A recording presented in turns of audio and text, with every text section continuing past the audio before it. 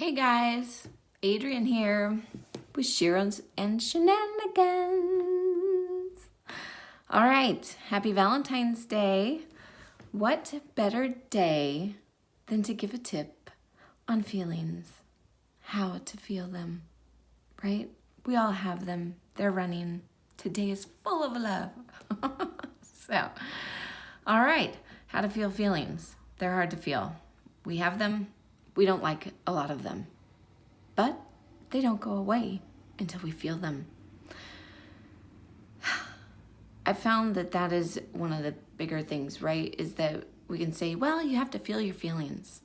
They're meant to be felt. They're not thoughts. You can't bring them up in your brain and think about them and analyze them. They're not going to go away. You have to feel them. And we have a lot of issues with that. We don't like to feel them. So, how do we feel them in a way that we can let them go and they can kind of leave us alone until there might be another reason for them to come? I'm going to go through that one today. Let's start first with why some pass and others don't. So let's start with happiness. We've all heard the term, happiness is fleeting. Why is it fleeting? Why does time fly when you're having fun? Because you're not afraid to feel happiness. And you're definitely not afraid to talk about it. I'm really happy right now. I feel really good right now. I'm excited right now, right? Feelings don't leave without acknowledgement. You have to acknowledge your feeling. They're like a little kid. Mom, mom, mom, mom, mom, mom, mom. So you have to acknowledge them. They want to be heard, just like any other entity in the world, right? Heard, seen, know it exists. So, feelings want to know that you know they exist. Hello, I'm here. You feel me? Hello, hello. So you have to acknowledge it. How do we acknowledge it? We speak it. We have to speak it into existence. Now, what's the benefit of speaking feelings into existence? They leave pretty almost immediately. Okay? Now, we have all these reasons for feelings, right? I feel worried today because of what's going to happen tomorrow. I feel angry today because of what happened yesterday. Well, we can talk about how we felt before or after, but that's not really taking care of the present, and it's not going to leave if we keep finding and pulling the reasons from the past or the reasons from the future to feel them. We have to get really, really present. So, how do we get present, and what is it going to look like? Okay, we have about 5 to 10 feelings running at all times. There's a lot in there and there's a lot of words for them, but typically you've got your core feelings, which are love, generosity, hope, all of those good ones. And those are way down at the bottom. And those are the ones that we really like having, but they're a little bit hard to get to. Why? Because we have all of the circumstantial ones building on top. Usually about 3 to 5 of those building on top. And it can be from, traffic, I got in a fight, whatever it is. And these feelings can come out in other ways. Like running, walking, writing, singing, music, all of those different kinds of things. There's a lot of ways to express your feelings. However, again, they don't pass quite as fast unless we're talking about them. So we have to actually be able to talk about the feelings and give them a name and acknowledge them. The way that we do this is breathe. I know you've heard it before. I know everybody's probably tried it before, right? But how do you breathe and feel at the same time? Really feel without adding thought to them, because you're not going to be able to analyze these things away. You got to feel them away. Well, we sit up and we breathe in and out of the nose, high into the forehead. Thoughts live up here, feelings live down in the gut. So you're going to have to go way up to thought, way up here. Breathe into the highest part of your forehead. And then you're going to have to drop the thought down to your gut, right? Like really just drop all energy, get very present to your gut. The best way to do this, again, is in and out through the nose, high into the forehead, and then I need you to expand from the bottom of the lungs up. So your breathing should actually look like an out and in feeling versus an up and down, okay? A lot of times when people say breathe, then people go, and they gotta lift everything, all right? You gotta go out with it. Feel, all right? If you wanna get more present, close your eyes on the exhale. Then speak. I feel calm. I feel vulnerable.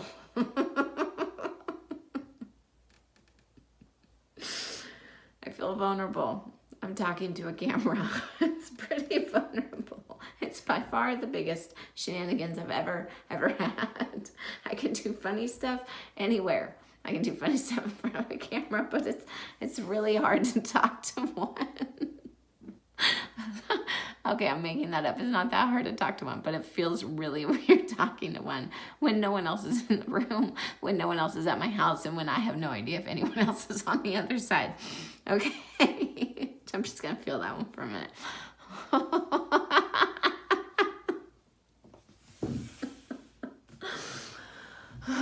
That's the thing about vulnerability. When you let it be felt, you can find humor in it. Okay. Okay. Back. Sorry. Okay. All right. This is going to bring me to my next point when you need to keep your shit together. When you need to keep your shit together, what do? Everybody's always thinking, I can outthink this feeling, right? Okay, I'm going to try to do that. I think I feel happy. Okay, that's kind of working.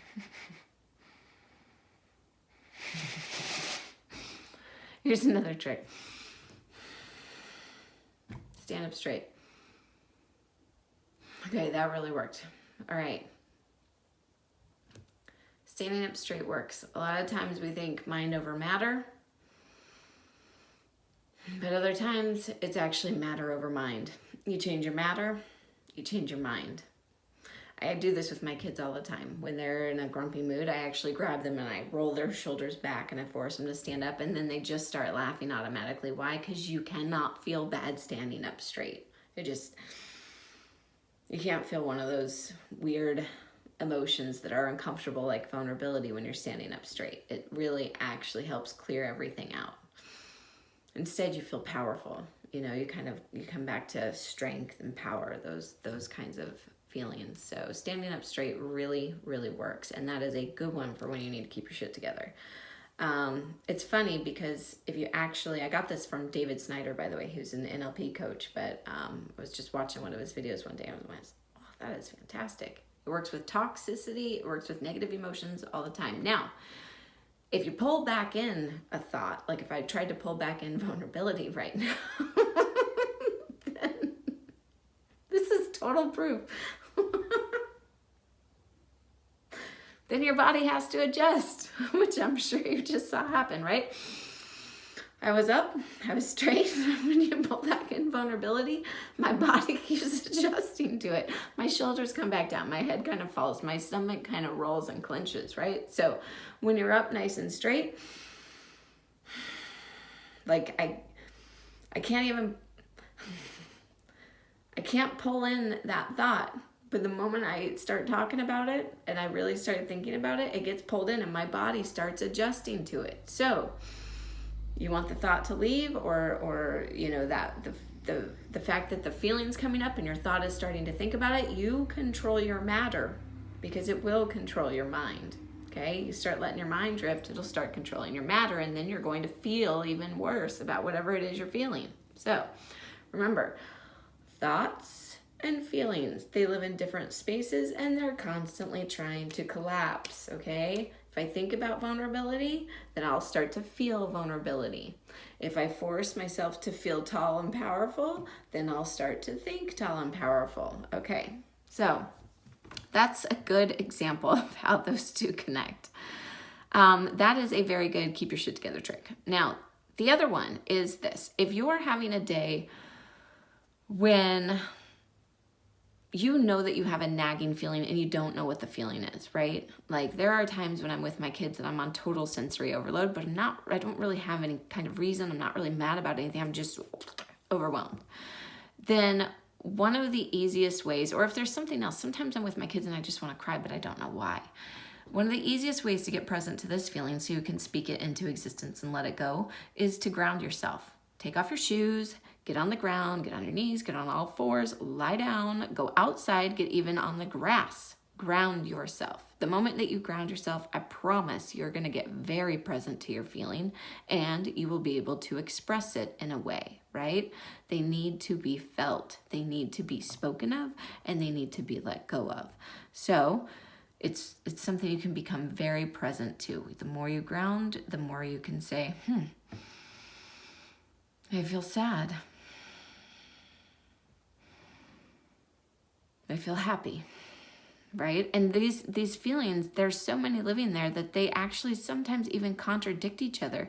The coolest part about speaking them into existence is that when you let them go, and I've done this on the phone with people, right? I've had them say their feelings, is that they'll list like 3 or 4 that are kind of on the negative spectrum or the negative side of the spectrum. And by the time we get to the 4th one, we can't even remember what the first one was because it was let go.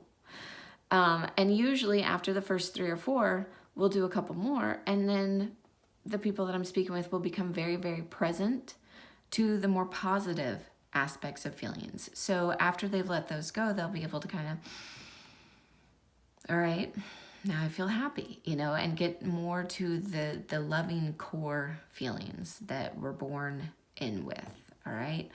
Now, this also brings me to journaling because of the fact that feelings are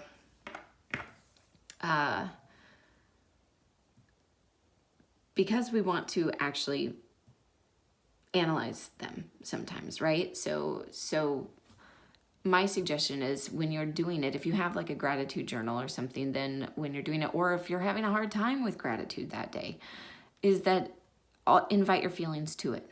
So start off with, and then write, I'm feeling this feeling, I'm feeling this feeling, I'm feeling this feeling. Because the thing about feelings is that we can find a reason to feel any of them. That's our now thought coming in to analyze, but we can find a reason. So a lot of times it will be, oh yeah, my past or my future or whatever. But the moment that we can see the feeling or that we've spoken it into existence, we can immediately ask the question, right now, in this second, not 10 seconds from now, not, a day from now, a year from now, whatever, but in this second, is there this going on? In this second, is worry going on? In this second, is fear going on? All right? Is something actually chasing me that I need to be fearful for? Is something actually happening right now that I need to be worried for? If there is, right?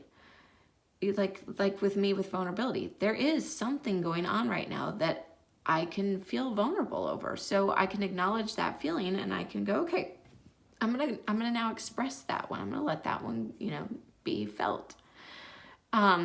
Other times, if there's not, then we can go, okay, there's not a reason right now, in this second, right now, in this second, in this second, is there a reason to feel that?